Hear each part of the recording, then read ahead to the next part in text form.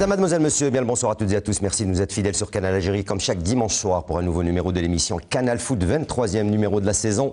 Et pour ce soir, le sommaire de cette émission, nous reviendrons longuement bien sûr sur la Ligue 2 et cette 20e journée du championnat professionnel Mobilis Ligue 2. La Ligue 1, vous le savez, qui n'a pas eu lieu ce week-end. Repos pour tout le monde. Quelques matchs de mise à jour, 2 plus précisément.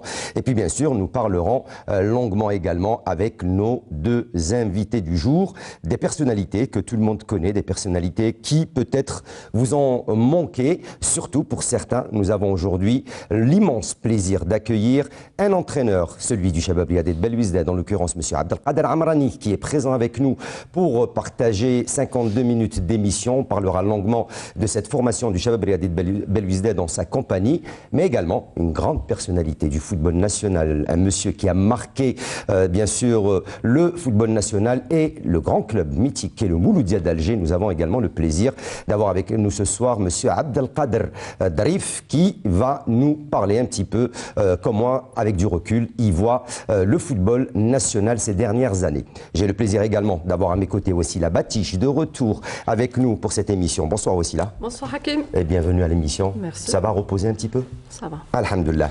Touzi Djilali également est présent avec nous ce soir. Touzi, bien le bonsoir. Bonsoir Hakim, bonsoir à toute l'équipe et bonsoir à nos deux invités. Quel invité? C'est des invités de marque. Et les invités de marque, voilà. On est vraiment gâtés. On a deux Abdelkader. De Abdelkader, voilà. C'est l'émission d'Abdelkader ce soir. Alors, Abdelkader Darif, marhaba bik, bienvenue avec nous dans l'émission Canal Foot. Merci beaucoup. C'est un honneur pour nous. Merci, l'honneur est pour nous. J'ai de se retrouver avec des amis de connaissance.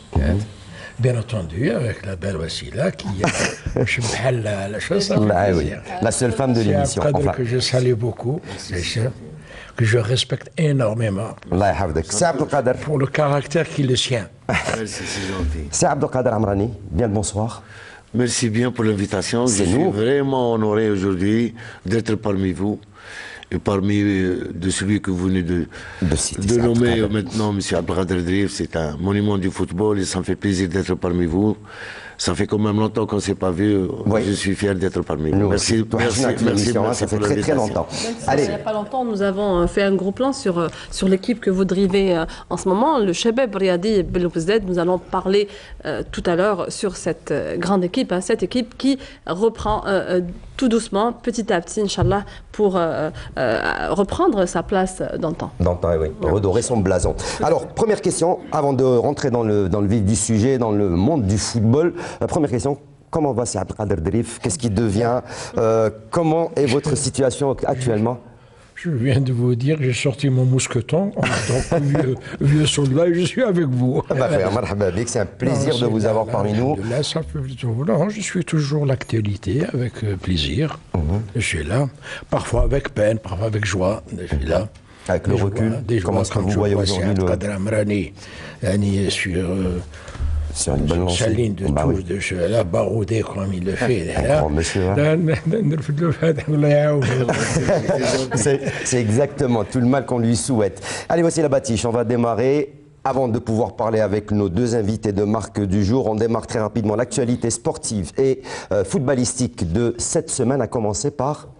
La Ligue des Champions avec nos représentants, les clubs, les trois clubs qui restent toujours en compétition dans cette compétition continentale qui est la Champions League, la Ligue des Champions et la Coupe d'Afrique des Champions Hakim. Et aujourd'hui, sans le jingle, là, Youssef, ne vous inquiétez pas, nous allons parler tout d'abord de cette équipe de la GS Saoura Hakim. Et oui, la GS Saoura qui a ramené un excellent résultat, une très belle opération, 2 buts partout à Kinshasa face à l'équipe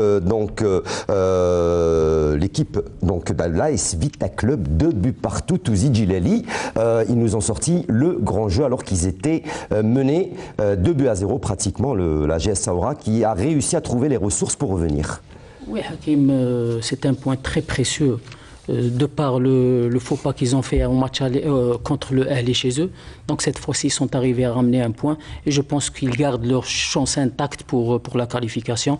Mais il faut qu'ils ramènent des points de l'extérieur. Ah oui, avec 2 points, ils sont toujours 4e au classement de ce groupe. Donc C, plutôt D, avec donc seulement 2 points.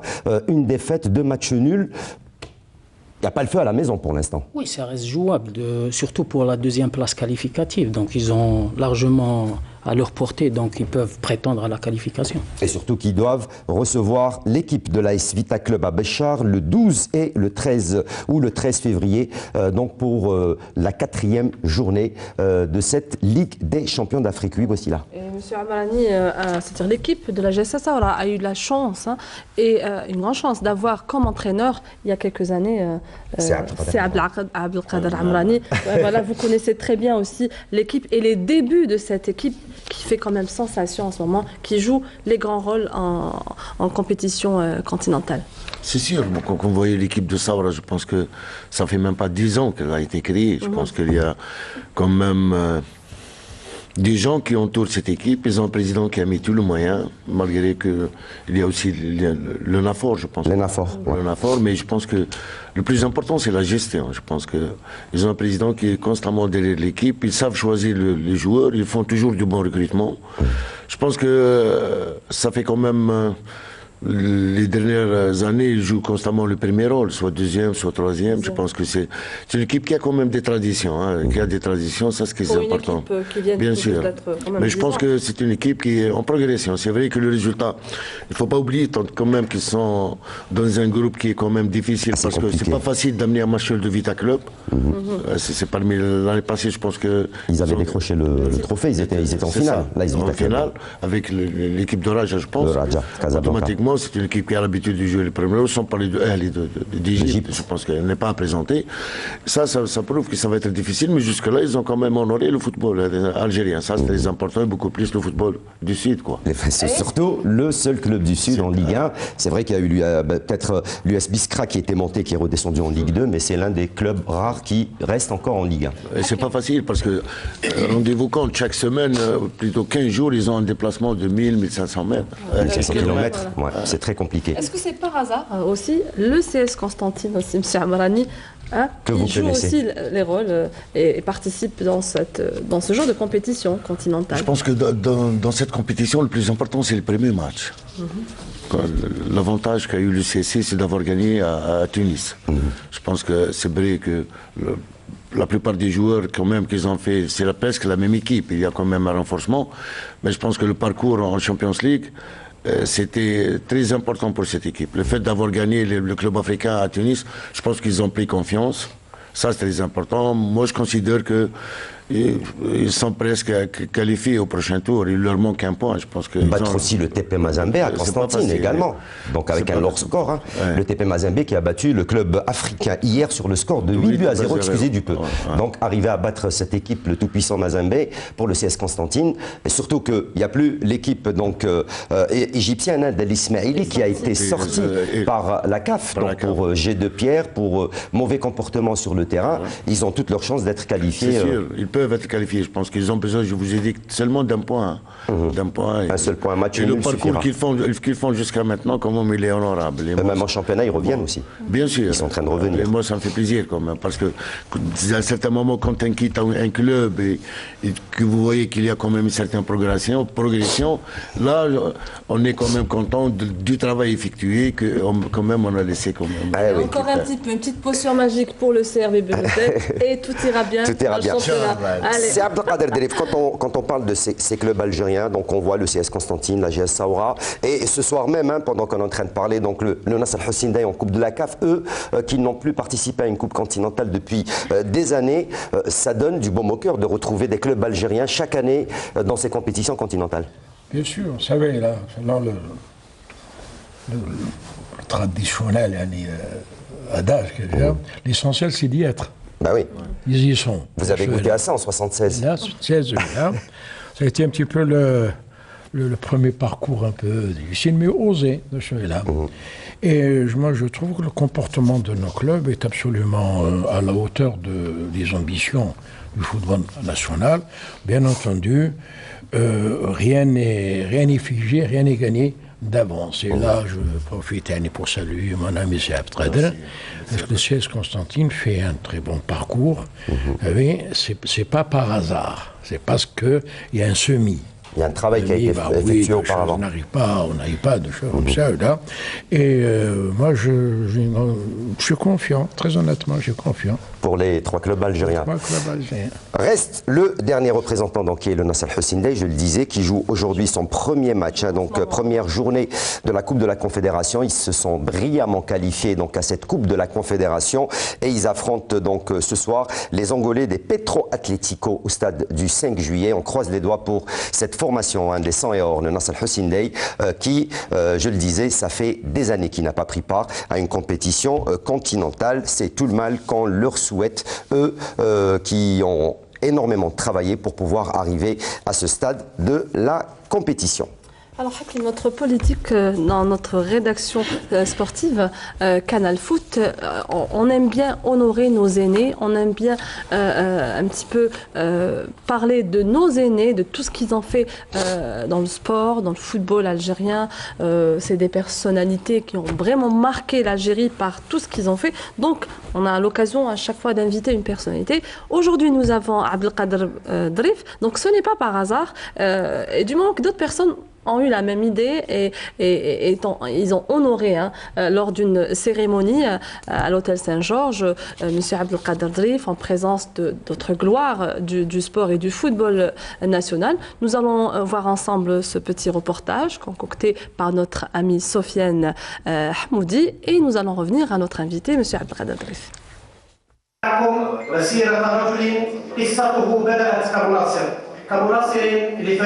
La famille mouloudienne et ses invités étaient réunis dans une soirée à l'honneur de l'ancien président du MCA, Abdelkader Drif.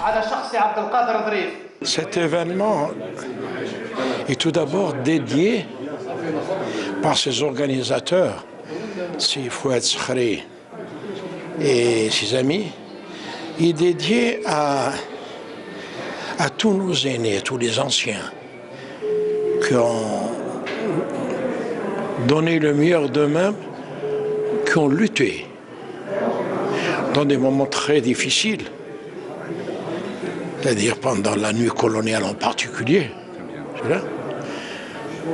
pour mener haut les couleurs d'un sport national.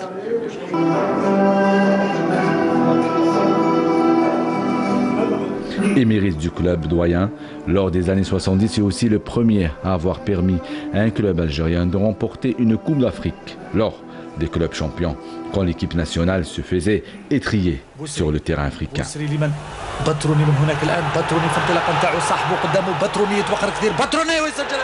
Qui ne se souvient pas de ces images qui resteront gravées dans les mémoires des supporters du Mouloudia d'Alger. الذكرى الجميلة الطيبة لهذا الجمهور الرائع اللي كان وفي مع فريقه واهتز كله وجاء مناصرا للكرة الجميلة النظيفة اللي شاهدناها اليوم. C'était un choix dicté par faire le regroupement dans un endroit où on évoque le Jazaïr. Donc déjà, nos athlètes, nos joueurs étaient au départ mis dans l'ambiance d'abord de l'Algérie. Pour ça qu'on choisit ici le Jazaïr et je fus accueilli par Et Mouhoub avec ça. Donc il m'a rappelé un grand souvenir, ça a été le jour de la finale de la Coupe d'Afrique où on est parti d'ici. Il s'est sacrifié pour le Mouloudia. On s'entend, le Mouloudia marchait comme, si je peux m'exprimer, comme une montre. C'était de la précision, c'était la discipline, c'était le jeu, le bon jeu, c'était la fraternité aussi. C'est ça, Abdelkader Drif a incarné toutes ces valeurs, ces bonnes qualités au niveau d'un club historique, bien sûr. Lors de cette soirée, il y a eu la présence de M. Abdelkader Gribi, ancien entraîneur du MCA. Aujourd'hui, âgé de 76 ans, se rappelle des moments forts qu'avait vécu avec son ami et frère, Abdelkader Drif. C'est l'une des journées les plus mémorables. Quand on prononce le nom d'Abdelkader Drif, nous le ressentons beaucoup plus que tous les autres parce que nous avons connu ce personnage. Le triplé, il a été l'un des plus grands artisans du triplé. Ça fait 42 ans maintenant. Plusieurs anciens figures du club comme Kamel Aouf, fils du fondateur du Mouloudia d'Alger, étaient présents à cette cérémonie. Des personnalités du sport et de la politique, des invités prestigieux et des représentants de la presse se sont donné rendez-vous pour partager un moment d'émotion. كرموا بيا اسم اوف اللي بابا هو اللي اسس المولوديه فهمت مسيو اوف عبد الرحمن جي بابا حمود فهمت الناس كامل يقولوا بابا حمود خاطر ربى لي جوار هو رباهم سي ان كلوب ايديكاتيف اي ديسيبلينار هو البيت نتاعو واش هو. Alors, monsieur Abdelkader Drif, quand on voit ces images, on voit toute cette ambiance, vos amis, vos frères, hein, ça vous a fait vraiment quelque chose? Vous savez, vous êtes traité par l'émotion, d'abord, de cela. Et puis vous vous dites d'une façon très, très humble et sans embâche, ai-je mérité tous ces éloges de jeu-là? Parce qu'en fait, la réalité, je n'avais fait que mon travail. J'avais une mission. J'ai essayé de l'assumer, de la mener au mieux de mes capacités, de mes possibilités. C'est surtout sans tricherie. C'est ça qui est la reconnaissance. Parce que dans le sport, on ne triche pas. On ne doit pas tricher dans le sport. C'est là. Alors c'est ça. Puis il faut reconnaître aussi que sur le terrain, parce que ça là. C'est Abdelkader pour nous avions ce qu'il fallait comme artisan, comme joueur. La patte qu'il fallait. Il fallait s'adapter à eux d'abord. Et puis c'est un courant qui vous entraîne. Plus vous les voyez évoluer et surtout se donner dans des missions qui parfois paraissent difficiles. Et plus cette arme qui est propre également à l'Algérien. Les pousse vers le positif, vers le jeu. À se transcender. Combien de générations, monsieur Abdelkader Drif? Combien de générations? C'est-à-dire, votre amie, tout à l'heure, elle avait signalé 42 ans de... Hein, de loyaux services. Entre parenthèses, hein, peut-être c'est un peu plus, hein, jusqu'à maintenant. Vous savez, moi je suis mouloudien depuis 1951. Je suis venu faire mes études à Alger. Jeune de l'intérieur du pays, des hauts plateaux. Donc, vous savez, pour moi, le Mouloudia, la musique Tal-Hajj, l'Anqa, Serrin, c'était quelque chose d'inconnu. Donc ça a été un choc. Et un choc avec le Mouloudia particulièrement. Et l'époque, par les deux générations, ma génération, c'est un choc qui a été happé par la révolution de 54. Donc vous étiez vraiment bien dedans. Là, 54, j'étais là au sortir de mes 16 ans. Donc vous voyez, on n'a pas... j'ai pas pu me rendre compte que mon adolescence était tout de suite mêlée au combat. Donc vous êtes toujours resté dans la continuité. Alors on a resté. Et vous... Pourquoi le Mouloudia d'Alger? Parce qu'à l'époque, c'était l'incarnation de la politique par le sport. Voilà, en tout cas, ceci est rien pour vous. En tout cas, je sais que d'autres générations, Inch'Allah, il y aura d'autres cérémonies. C'est comme quelqu'un qui tombe follement amoureux d'une belle femme. Voilà, il est difficile pour lui de s'en défaire. Le Mouloudia, c'est éternel. Moi, je poserai la même question. C'est Abdelkader Amrani, cette fois-ci.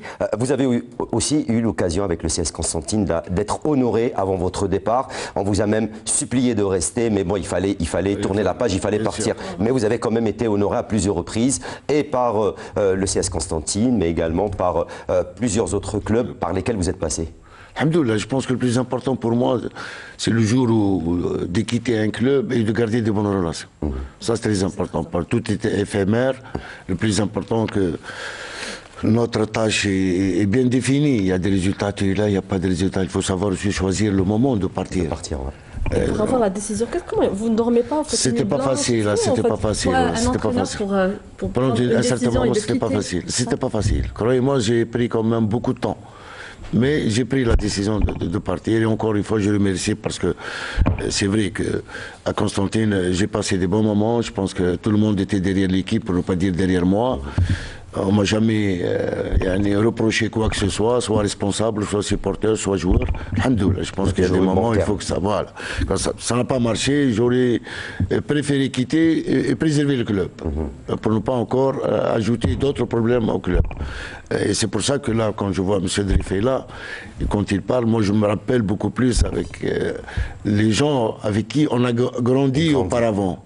C'était beaucoup plus des éducateurs, c'était avec des gens comme lui. Je suis fier d'être parmi vous aujourd'hui, surtout avec sa présence, de penser beaucoup plus aux gens qui nous ont éduqués, qui nous ont permis d'arriver à ce qu'on est actuellement. Parce que si ce n'était pas eux, on ne serait jamais arrivé là où on est maintenant.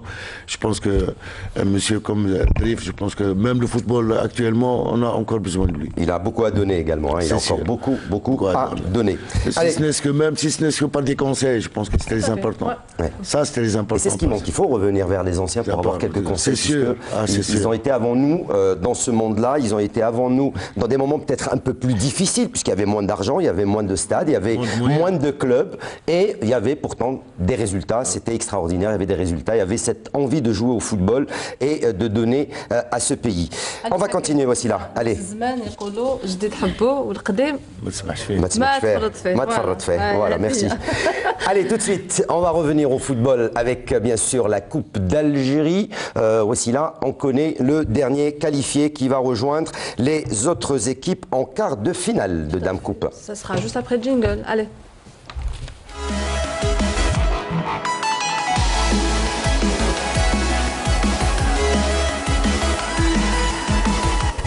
Oui, donc le dernier qualifié pour cette Dame Coupe pour cette saison, donc c'est le MC Oran qui a réussi à décrocher son billet de qualification face à cette équipe, à cette redoutable équipe. On en parlera tout à l'heure de l'équipe du NC Magra qui s'est battue jusqu'au dernier moment. Hakim, c'était à la 107e minute. Donc, alors le dernier élu pour l'aventure de Dame Coupe, Hakim, c'est le MC Oran. Touzidi Lali, je reviens vers vous. On a eu l'occasion de commenter cette rencontre. La victoire du MC Oran, 2-0 face donc à cette équipe du NC Magra. 105e Mansouri sur penalty et Berzoug sur 107e pour le MC Oran. C'était limite. Oui, c'était Hakim, un match équilibré où l'une des deux équipes pouvait se qualifier facilement. Donc il y a eu peut-être beaucoup plus de réalisme et d'efficacité du côté du MCO. Donc il y avait en face une équipe coriace de Magra qui a tenu peut-être jusqu'aux prolongations. Et après, après le premier but sur penalty, je pense que la rencontre a été pliée. C'est Abdelkader Amrani, quand on vient voir les clubs qui restent pour ces quarts de finale, GSM Béjaïa face au Parado Athletic Club, vous aurez l'occasion d'affronter une grosse cylindrée, le Nasr Hussein Day. Bon, vous allez recevoir au stade du 20 août. L'USM Annaba accueillera donc l'entente de Sétif et le CS Constantine qui recevra le MC Oran. Un avis du technicien sur ces quarts de finale de Coupe d'Algérie. Je pense qu'au Coupe d'Algérie, je pense que les matchs, premièrement, ne se ressemblent pas. Mais je pense que dans le quart de finale, il y a des matchs aller-retour. Je pense que les gens vont penser beaucoup plus au résultat du match. Il y aura des calculs. C'est sûr, parce que encaisser un but à domicile peut compliquer la situation dans le deuxième match. Mais en Coupe d'Algérie, il y a toujours eu des surprises. Je pense que rien n'est gagné d'avance. Moi, je dirais que... Avantage de jouer dans le même stade, au stade du 20 août, en aller-retour, face au Nasr Hussein Day? Ça dépend de Nasr Hussein Day, je ne sais pas. Moi, en tout cas, je joue soit ici, soit au 5 juillet, il n'y a pas de problème. Vous aurez préféré... Eux aussi, ils ont l'habitude de jouer au 20 août. Alors, ils ont l'habitude de recevoir là-bas. En tout cas, c'est un match derby. Les deux équipes se connaissent. Automatiquement, c'est un match derby. Moi, je voulais juste vous demander, M. Abdelkader Amrani, en fait, je ne vais pas vous dire est-ce que c'est une priorité la Coupe ou le championnat, mais comment vous gérez un petit peu ces deux compétitions, entre le championnat, la situation un petit peu du CRB et par rapport à la compétition de la Coupe d'Algérie? Je pense que la Coupe a sa spécificité. Je pense que la Coupe, c'est beaucoup plus pour les joueurs et les supporters. Et comment vous gérez un petit peu avec votre équipe? Parce qu'actuellement, on a beaucoup de matchs à jouer. Hein. On joue le 9, le 5, le 9, le 13, le 19, le 26. Je pense qu'on va jouer presque 5 matchs, même pas 20 jours. Automatiquement, ça va se jouer beaucoup plus. L'état physique des joueurs et aussi si on n'a pas de blessés. Aussi. Pour nous, ça ne va pas être facile non plus parce qu'on a un effectif juste, à 18, 19 joueurs, juste.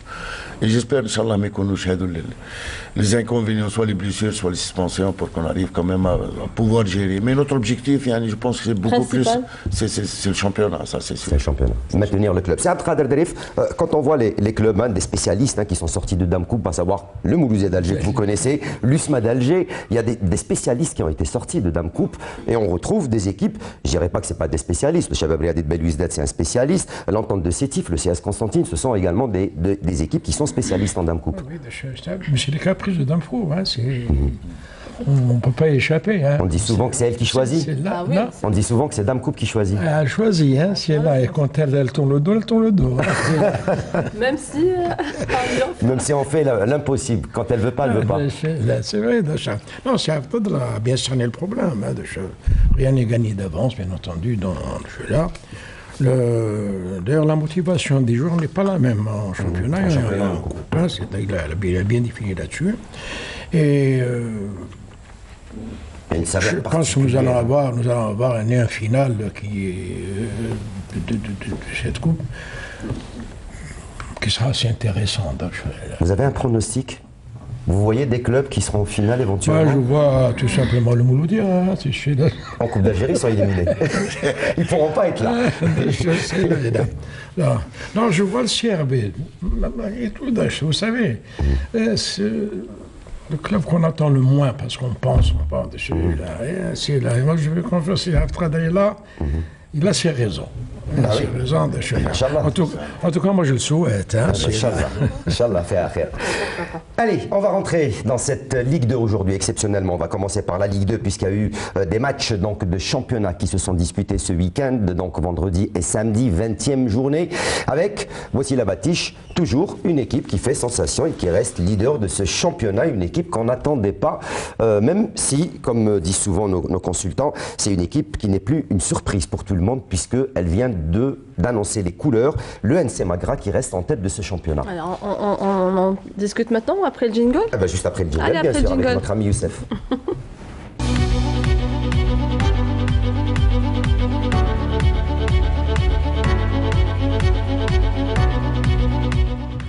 Oui, Hakim, donc c'est le leader, le NC Magra, auteur des nuls en déplacement contre le MCL Alma sur le score de 0-0, un nul, donc samedi au stade Messoud Zogar d'Al Alma, en clôture de la 20e journée du championnat de Ligue de Mobilis de football, donc porte son avance sur ses poursuivants. Donc nous allons voir ensemble la première rencontre avec notre consultant Fouzi Djilali.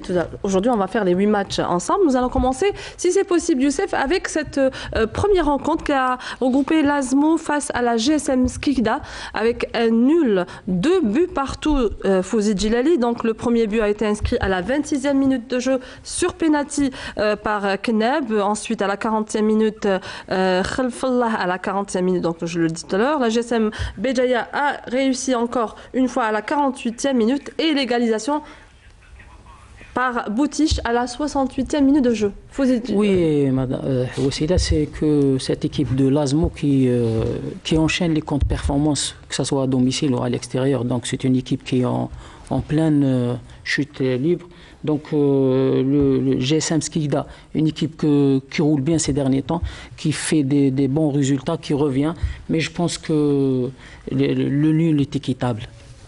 Depuis partout entre l'Azmo et la GSM Skikda. C'est vrai, dommage que le formateur, c'est Abdelkader Amrani, qui se retrouve dans cette situation, l'Azmo d'Oran, qui nous a toujours habitués à jouer les premiers rôles ces dernières années.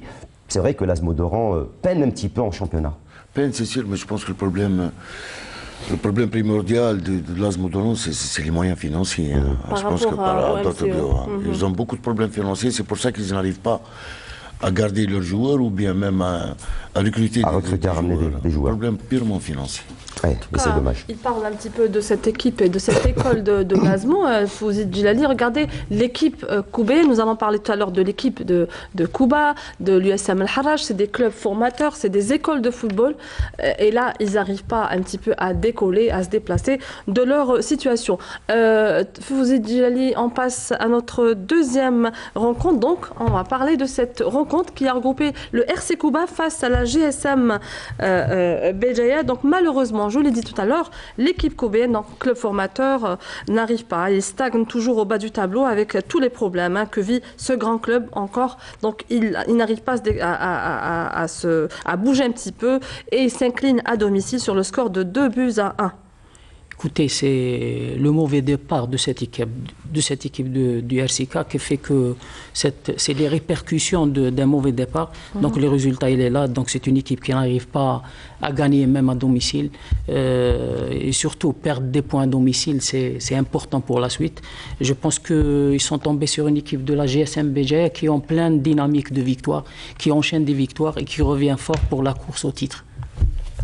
Oui, mais c'est dommage pour cette équipe. Alors les buteurs, on rappelle, voici la bâtiche. Pour la GSM Béjaïa, c'était Baïtech 2e et Ranem 80e sur penalty. Et le RC Kouba avait réduit la marque grâce à Ouhadda, 46e minute de jeu. Donc voilà, nous allons voir tout de suite ce troisième et dernier but de la rencontre. Et la rencontre s'est achevée, bien sûr, sur le score de 2-1. Voilà, avec ce penalty sifflé par l'arbitre de la rencontre en faveur de la GSM Béjaïa. Le penalty. Et donc, avant de passer à cette troisième rencontre, donc cette équipe de l'Est, l'USMA Annaba, voilà, on dit l'USMA Annaba. L'USMA, donc Hamra Annaba, un petit peu, elle a vu évoluer. L'USMA, pardon, voilà, j'allais parler de Slatni, excusez-moi, désolé. Donc, c'est l'équipe de l'USMA Annaba qui a réussi à décrocher une belle victoire, 1-0 face à l'équipe du MC Saïda, votre ami, Smaïl Belkhaïdia. Il est avec nous, je sais qu'il y a une petite fusion entre vous, il y a une amitié, voilà. Donc nous allons voir ensemble le résumé de cette rencontre avec Smaïl Belkhaïdia. Regard des Ultra Annabi, l'Akhdar Adjali prenait la barre technique de l'USM Annaba pour son premier match face au Mouloudia de Saïda dans un festival de ratage, notamment dû à l'état du terrain dégradé, mais aussi à la Skoumoun qui planait sur le joueur Romari qui fera un festival de tirs non cadrés.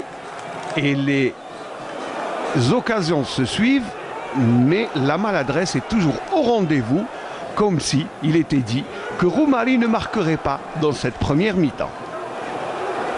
Et le score en restera là, 0-0. Il faudra attendre la seconde période. De retour des vestiaires, les Annabi s'appliquent malgré l'état du terrain qui se dégradait au fil des minutes. Et le rentrant Sahbi, plein d'opportunisme sur cette action, était à la ponctuation de ce tir. Et c'est le seul but de la rencontre qui fera lever tous les supporters du stade de Annaba. Et s'en suivra bien sûr Ziani avec ce tir repoussé par le gardien Bouhedda, auteur d'une belle rencontre, malgré quelques hésitations. كنادي فريق كبير عنده بتاريخه بجماهيره. اليوم الجماهير تاع عنابه راهي في القسم الاول، راهي في ليغ دي شامبيون افريكان، ولكن النادي في حد ذاته مازال ما كبرش. لازم الفريق هذا يولي في المستوى تاع الانصار تاعو، يولي في المستوى تاع التاريخ تاعو، ولكن هذا ما يجيش ما بين ليله ونهار، لازم لنا وقت. فيما يخص الجانب الرياضي باذن الله راح جو في مي دوني ا 200% باش نحققوا الاهداف اللي سطرناها.